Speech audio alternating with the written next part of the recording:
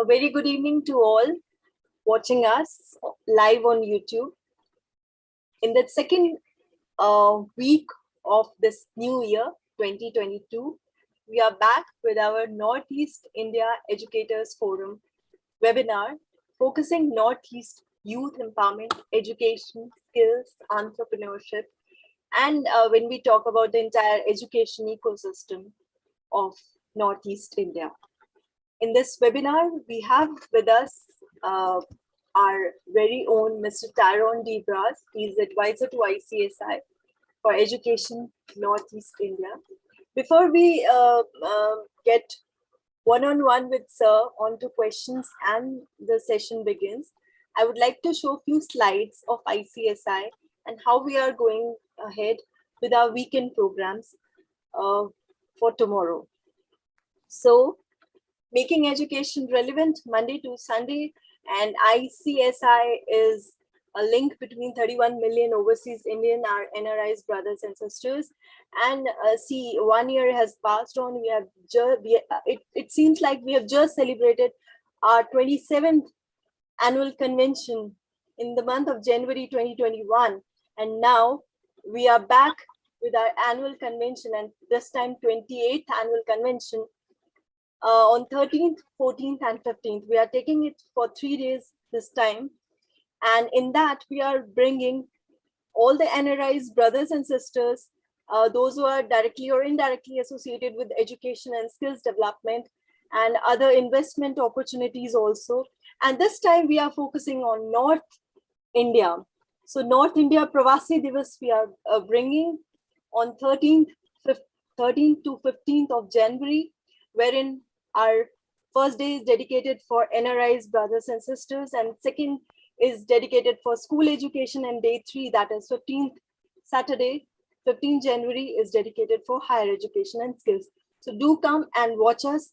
It's going to be live on YouTube from 10 a.m. to 9 p.m. It's going to be a very informative session, different sessions that we have, and we have also informed you about that. We move ahead, and our entire focus is on education services sector. And when we talk about services sector nowadays, particularly on education and skills. So ICSI has brought India's first finishing school for service industry in 1994, and it's going to be now digital. We have empowered many youth, and they are now doing their work, their services in every part of the world, not just in India. And there are around 37 sector skill council which are present in India, and they are working hard in their sectors, and they are doing very fine. And youth has many opportunities to work together or to get skills in these sectors, whatever their interest is, whether in tourism, whether in hospitality, whether in IT or whatnot. So there are many opportunities. And for this, we are thankful to the 3 services sector with which we are closely associated, and that is Media Entertainment Skill Council and Beauty and Wellness Sector Skill Council, and MEPSC, that is Management and Entrepreneurship Professional Skill Council. I want to tell that anybody of you who wants to become a trainer or a master trainer, you can take course with MEPSC, and you have an opportunity to get certified and then get associated with the, can give your services as trainer and master trainer in different sectors. So ICSI has done hand-holding of many Northeast youth, particularly of different segments. And we are really proud of these children. We are really proud of these youth, young students, youth, that they are working now very, very hard, and they are growing in their life. So all the best to all of you, those who are listening. And as we have dedicated 2021 for teachers and youth empowerment, we are taking it forward. And we are totally doing it closely for skills, education, youth, teachers, and entrepreneurship. ICSI has, during the pandemic, we have converted our finishing school into e-Gurukul service industry, and it is going digital now.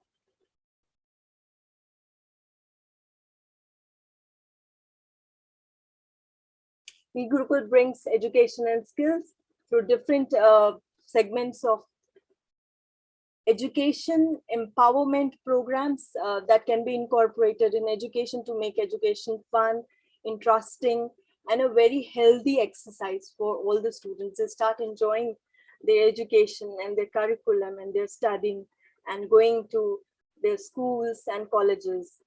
That we believe. And education should be relevant to our day-to-day life. Entire exercise that we are doing, making education relevant, is focused onto this, that we have to make education relevant to our day-to-day life and for healthy living of everyone.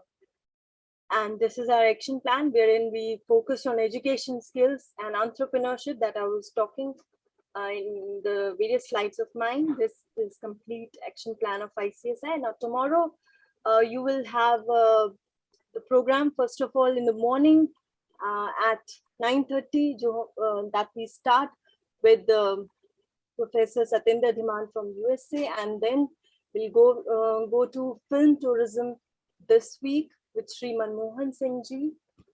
And also at 8 p.m. in the evening, we'll have another program, Power of Self, that we usually do it on Fridays, but this time we are bringing it on Power of Silence this Sunday. And this is what I was telling. It's an invitation, open invitation for all of you. Do join on YouTube. You need not to go anywhere. You just have to come online. You just have to log into YouTube GS Motivator channel. All the 3 days, different segments, whatever you want to enjoy, whatever you want to listen, you can log in from 10 a.m. to 9 p.m. So I'm not saying that keep logging till from 10 a.m. to 9 p.m. But you can keep logging on YouTube and you can watch your interested programs you are in, and you can log, and then you can go, and then you can come, because we have many interesting sessions all 3 days.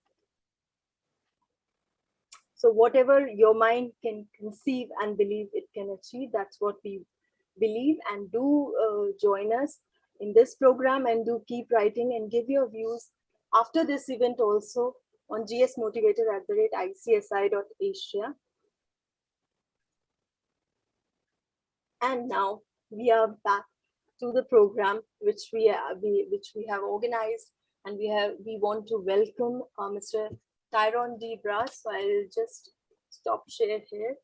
And good evening, sir, and we welcome you to our webinar. Good evening, ma'am.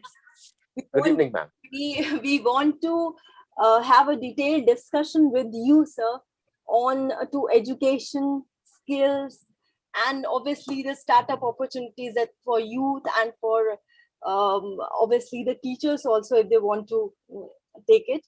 So what are your views specifically for education, and specifically when we talk about the northeast part of India? The way I look at it, Doctor, all the northeast states have realized that in order to prepare their younger generation, their students, education has to get better. Northeast, that every teacher who's working in the school has to pass the state STE test. So for example, in Meghalaya, you have to pass MTET test. Now, in the years gone by, a lot of people were appointed as teachers working in government schools, but were not really qualified. But the present government, the MDA government, led by Mr. Conrad Sangma, he's come out with a system that everyone has to pass the MTET test for them to continue working as teachers in schools, government schools or government deficit schools. And I believe this is a very good step So you'll be weeding out people who are not actually fully qualified to be teachers or to retain the job as teachers. And this pattern is being followed in the other states of the Northeast as well. Now, give or take 5 to 10 years, education should be back full steam ahead in the right direction. And the governments, I'm aware that the governments of the Northeast states are spending money on infrastructure, spending money for training. So with infrastructure improving, quality of teachers getting better, education is at last getting its due share that it ought to have got 70 years ago, 75 years ago. Yes, Dr. Chitra. Yes, sir. So as you have told about the Meghalaya Teachers Eligibility Test, that is a state test for teachers. So like, is there any CBSE school in the state of Meghalaya? And if it is there, so is like the CBSE teachers have a central test for getting into CBSE? So the teachers have to pass both the test, or there is a what is the methodology for that? No, I think that the teachers working in the CBSE schools, be like the KVS, the KVs, okay, the Kendra Vidyalayas, these schools, they must have the CBSE norms for their teachers. So they don't come under the Meghalaya eligibility test. They don't. Right, sir. But you do have a lot of CBSE schools in Meghalaya, okay? Number one, you have KV schools. You've got a very good school called the Assam Rifle Public School in Shillong, Lightcore. And then you have Narvodaya schools in all districts of Meghalaya. And these are all CBSE schools. Right. So this is only for the public schools or for the private as well? No, this right now they're working with the government and government deficit schools. But eventually anyone who opts to become a teacher has to pass the state eligibility test, has to pass. So it is just a matter of time when they make it mandatory that everyone who wants to become a teacher has to pass the Meghalaya eligibility teachers test. They have to. Right. Nowadays, sir, as we say that teachers are no more a teacher, they are more mentor and they are facilitator and they are the co-learner. So when we see all these things, first of all, I would like to ask, what are your views about it? Secondly, I would like to ask, sir, when we say about the faculty development programs and when we are seeing the national education policy, so how you are looking that what it is need to be done to change the pattern of faculty development programs so that they become more qualitative, not just quantitative in numbers, and to more be skillful? What are your views and opinion about it? That's a very good question, Ma'am Chitra. Dr. Gulshan is aware that Meghalaya at the moment is, we don't have enough B.Ed colleges in the state. Right. We had 4, now we have 3. All right. And the one B.Ed college in Tura, that's the Don Bosco B.Ed college, for some reason or the other, is not getting its license to restart its courses. And it's more than 6 months have passed, and they've gone from pillar to post to get it started, but it's not happening. The last meeting of the ERC was on the 20th of December, and no decision was taken regarding the restarting of the Don Bosco B.Ed college, which serves actually almost the entire state, because a lot of people come from other parts of the state to study in the Don Bosco, which does produce excellent B.Ed results. But now it is shut. So we have 2 in Shillong, 1 government B.Ed college in Tura, the one in Jobai, it hasn't yet started, and the Don Bosco B.Ed College is still pending. Okay. Now, when this is the situation with education, and the Don Bosco B.Ed College, which is an excellent college, but it's not been given the license to restart its courses, it is a big problem for people here in the Garo Hills. Now, they have tried to reach out to the authorities concerned to make it happen, but it's not happening yet. And the more it is delayed, there's going to be less teachers coming out, qualified teachers coming out to teach the young children. And if we want to improve education, we need to have trained teachers. Okay? And this is a problem that's not being addressed with all seriousness. It's not being done. Now, you know, when the college is told to have, there are certain conditions, it takes a little time to fulfill all conditions, but the basic infrastructure of the college is there. I feel when the basic infrastructure is there, including staff, okay, then the college should be given permission to operate. Thereby, generations of children are not deprived of a decent education. So, I mean, because I'm a part of ICSI, I've even spoken to the education minister of Meghalaya to pull strings and do something.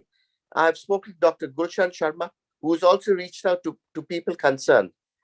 We hope 2022 will be a good year for education in Meghalaya, and the reopening of the Don Bosco B.Ed College, which can admit at least 100 children, at least 100 students. Yes. Yes, sir. We hope to about this, and may God listen to all our prayers for that.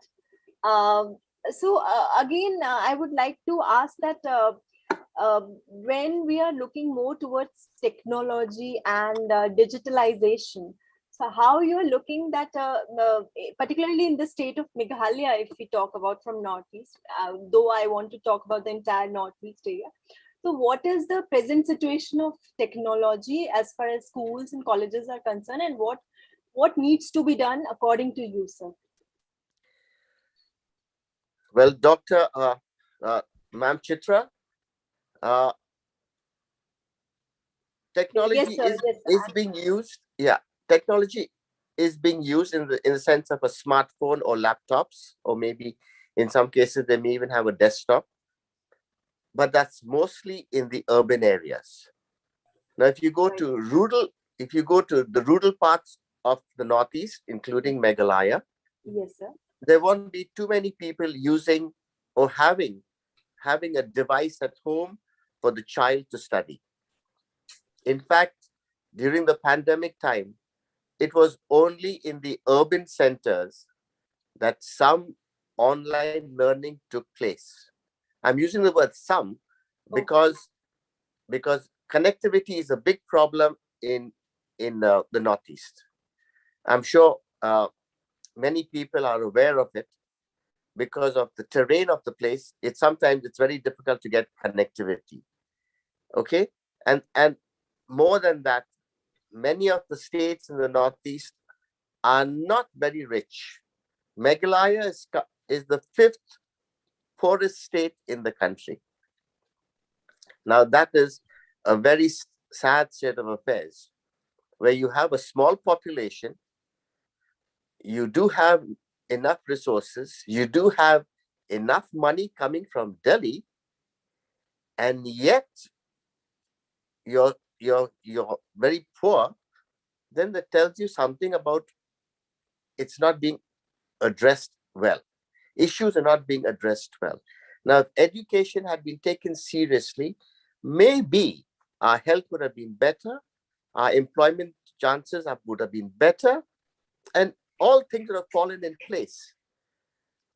It's only recently that education is being addressed properly. It's only recently. Mm-hmm. Yes, ma'am. So, sir, even if technology is not there, particularly in the rural areas. But still, what are your suggestions? What should be done to make youth, particularly students of school going youth, in skills, and how to make education actually relevant for them? What do you think? Like, I don't think for them technology do matters, but yes, COVID have realized that us that technology is very important for education. But still, if we talk about being positive side, being on the positive side, if technology is not there, what is your opinion to make education actually relevant to them and make them positive and skillful? What should be done? Well, ma'am, the mere fact that the government of Meghalaya has adopted NEP 2020, Yes, sir. that's a good step in the right direction. Yes, sir. Now, if when this has been decided that NEP will be adopted 2020, okay, and at the same time, like I told you, this government is making some efforts to improve infrastructure. Mhm. Schools are becoming better. They're being renovated. They're being reconstructed. So the furniture is getting better, because a child needs to have comfortable seating arrangements. Otherwise, he can't learn. So that's getting better, and the teachers are getting trained. But like I told you, we still have a little backlog of untrained teachers. But if these things do get addressed and NEP is adopted in toto, then I'm sure that along with the academics, we can also have vocational training.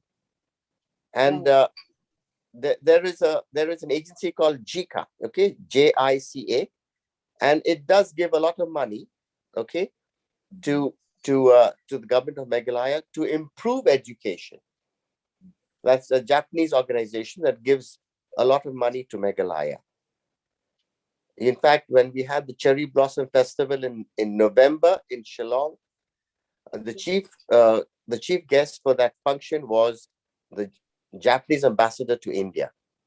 So, in a way, it was acknowledged that we really grateful to the Japanese who have come forward and helping Meghalaya to become better. So JICA, JICA, that's the agency that is giving a lot of money to improve education, especially the infrastructure. Right. And when NEP is implemented, as the plan to implement it soon, that should be able to give education in the Northeast and Meghalaya a fillip. Right, sir. Yes. Yes, sir. So the present situation may be anything, but the future is very bright. That's what sir is saying, and we are very Yes. hopeful for that.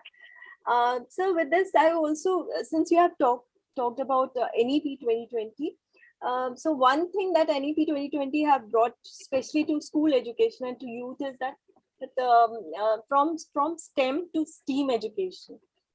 So if you can highlight onto that something. So like arts has also been added to science, technology, and engineering and maths. So That in that arts, that is right. From STEM to STEAM, no doubt, that's a wonderful way at looking at it. Okay. Now, here in the Garo Hills, okay, we have the Northeast Hill University, a campus of NEHU, and there's what has been observed over a long period of time. Many students do not opt for maths or science here in Meghalaya.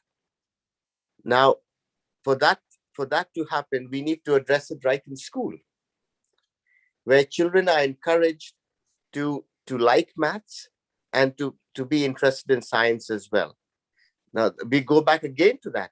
For that to happen, you need good teachers. You see, ma'am? yes, sir. Yes, sir. Yeah.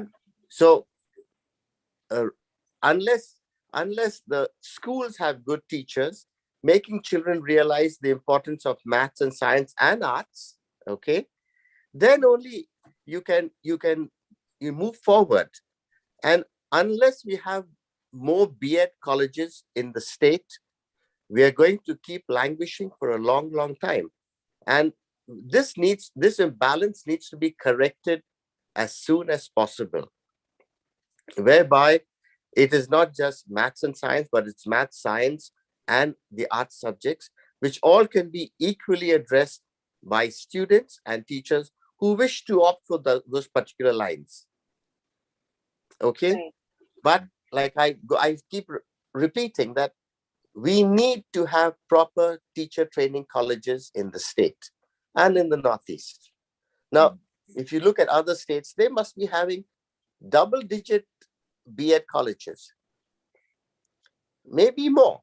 But here in Meghalaya, we have too few, and that's urgently required. I'm stressing on this urgency because it needs to be addressed quickly. Okay. Yes. So as far as the quality part of education, particularly when we say about the curriculum part of what students get, so what you have to say as far as qualitative education, the quality education concern? All right. It goes back to the same point. Unless you have excellent teachers in the school level, at the school level, Yes, sir.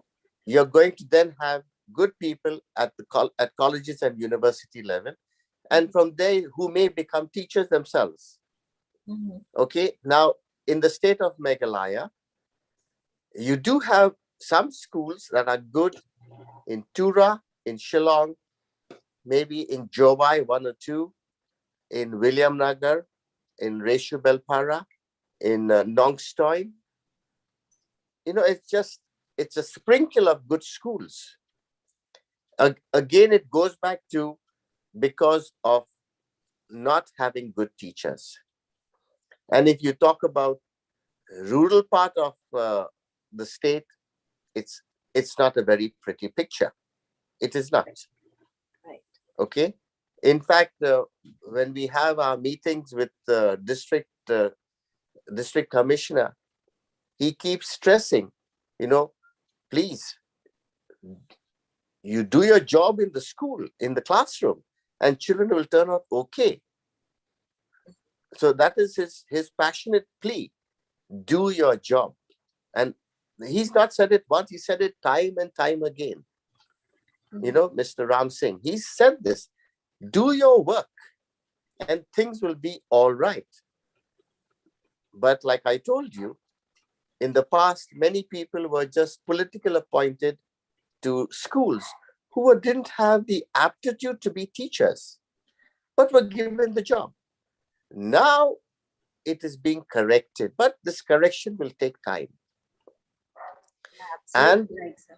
And if more B.Ed colleges are allowed to function, then definitely we are on the right road. Definitely.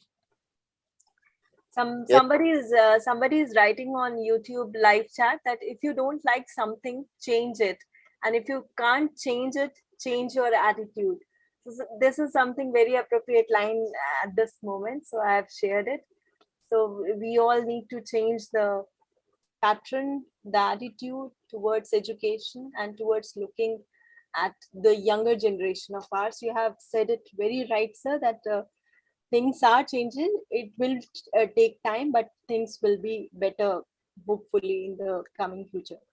So now moving from the moving from the regular education and other things, when we specifically focus on skills, because nowadays everybody is saying that you should have something extra beyond your regular education or theoretical education, and specifically when we talk about the higher education part. So higher education youth, those who are going to be employed or going to start something, so skills do matter. So in the past, we only were thinking of like it is commonly said that communication and creativity, these are few of the skills that should be there. but now COVID have changed the things, and even skills are now, people are talking about futuristic skills and everything. So if I ask you, sir, what do you think about skills, and particularly for the youth of higher education level, those who are going to get the job opportunities, how they should adapt, what kind of skills you prefer for them? That's another good question, ma'am. You know what? But I talk to young people a lot, okay? And many of them are not actually looking for jobs really, but wanting to start on their own. Now, many of them are pretty cyber tech. They know how to handle, you know, the computer very well. They're digitally savvy. And being that gives them an edge over a lot many others. So when because they have this digital knowledge, okay, and they're able to use it quite easily, they are moving forward. And many young students, young people are starting up their small units. It's, after all, it's a startup, but nevertheless, they see hope, and I see a lot of potential in being self-employed. And in the bargain, a few more could get jobs later on. Now, this is happening more recently, where people, young students are setting up small little units of their own and being gainfully employed, doing their own work, which is wonderful. Now, you have the ITI and the RBTI, okay? They give skill development after class 10, which is good. Before it used to be class 8. Now you have to be class 10. Mm-hmm. And they give wonderful skillful training to set up the fashion designing, cosmetics, okay, a beauty parlor, tailoring, carpentry, electrical working, plumbing, welding. So before many of these people knew nothing about it. Today, many youngsters do have a skill and they do have gainful employment. So it is working, but it's working slowly. You can see this transformation happening slowly. And of course, with the high-tech jobs that is being involved with the computer, that is happening too, mostly again in the urban centers like Tura and Shillong. Right, sir. Right. I want to thank you that in spite of your bad network, you have joined us and you have answered our questions so calmly, and very important things you have brought to us. So I want that you should give a message to all the teachers and the youth, to both of them. First to teachers and then to you, those who are listening to you right now. What you want to tell them as far as youth empowerment, in teachers empowerment in education is concerned? When you decide to become a teacher, okay, someone inspires you to become a teacher, all right? Yes. So when you decide to become a teacher, being a teacher is like a second parent, all right? You want to see that child develop into something beautiful, just like a mother and father wants their children to grow into something beautiful. So too, a teacher should have that same aspect. My student should grow into something beautiful, should be transformed into something beautiful. If we have that aptitude of wanting to see this transformation, then we are on the right path. And in order for that to happen, we have to be lifelong learners. That means reading as much as possible and sharing that information, that knowledge with the children. When the child can see that his teacher is a bundle of knowledge, he's going to be highly impressed with that teacher of his, and maybe he himself or she herself may become a teacher in the future. Yes, sir. And for the child, he has to just watch his teacher, the effort that the teacher puts in to make the classroom a lively, interesting place where knowledge is gained, thinking ability is improved.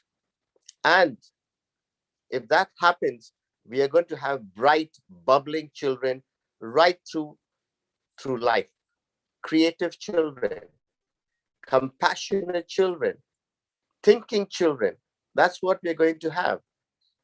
It all boils down to how the teacher works in the classroom. And that is why I go back to point A. We need more B.Ed colleges in the state and in the region. Unless we get more B.Ed colleges, we are going to be languishing. So with the hope, I'm saying 2022, colleges need to be granted permission to be reopened and train teachers. Right, sir. Thank you. And the message for youth, sir, they are also waiting to listen to you. I think for the youth, it's learn to believe in yourself. You have the knowledge, you have the skills, banish your fears and believe in yourself and do what it is. And the sky is the limit for you. The sky is the limit. You could do whatever you want to do and become whatever you want to become and be a successful human. So I would like to tell everyone, those who are listening to us live on YouTube, that just grab the energy from Tyrone, sir. See, in spite of having a bad connectivity, he has come into the program, he has delivered, he has answered all the questions, and even he has given a very, very positive message to all of you. So just listen to that, just grab it, just imbibe it. And with that, I once again want to invite all of you, along with Tyrone, sir, to our 3 days annual convention that is on 13th, 14th, and 15th of January. Our 28th annual convention, North India Pravasi Divas. Join us, and the answers that you have listened today from Tyrone, sir, and the conversation that you have listened, you get more and more such conversation related to school education, to higher education skills and entrepreneurship opportunities. So do join us, and we welcome Tyrone, sir, also into that program. We'll listen to him there as well. And with that, thank you so much, Tyrone, sir, for joining us, and good night, and have a blessed night and a blessed next morning and a blessed weekend to you. Thank you, ma'am. It's been a pleasure. Thank you so much. Thank you.